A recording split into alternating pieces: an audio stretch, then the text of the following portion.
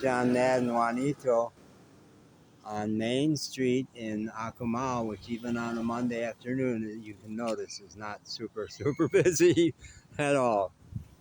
And walking down the street, I had a memory of a year and a half ago in El Diamante, a little pueblo where I spent the whole summer of 23. The most outrageous thing I've ever said to really devout spiritual Mexicans and got away with it. The family with whom I was embedded there ran the O'Reilly restaurant. There was 3 nuclear families, and they were all lovely, and they really embraced me and took me very much into their family. And they had a big black dog tied up constantly in the backyard. And I asked about that dog. Well, he had bitten somebody. So he was sentenced forever for the rest of his life to be tied up in the backyard. And sometimes he did fine with that, and other times he was terribly restless, and I could tell he was suffering. And I love dogs, and I said, I'm going to reach out to this dog, and I started giving him treats.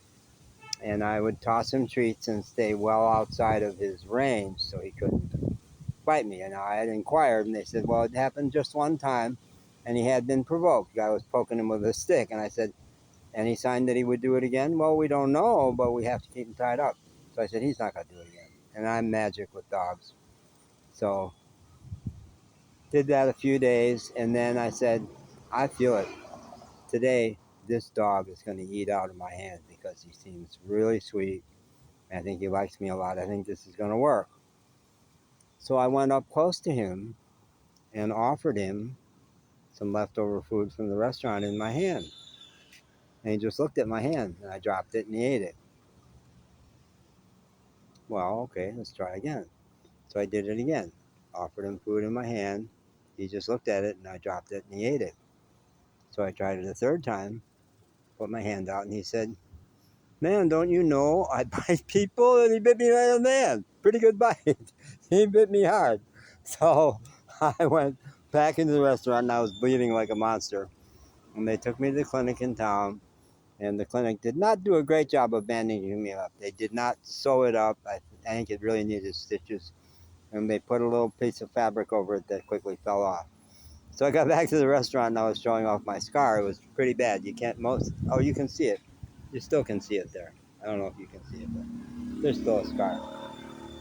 But it was fresh and raw and looking pretty bad. And so what I said to my Mexican friends, from Grandma O'Reilly, who was like 60, to the waitresses in their 20s, I said, and they were all spiritual. They were all some variation of Christian. I said, well, I'm thinking I will go back to Negro. His name was Negro. Every black dogs in Mexico get labeled black. That's the name they give him. I'm going to go back to Negro and offer him my other hand and let him bite the other hand, because puedo mirar similar de Jesus. Then I will look like Jesus. And everybody's eyes got big as saucers, and then everybody laughed. They couldn't resist it. I got away with it. Okay.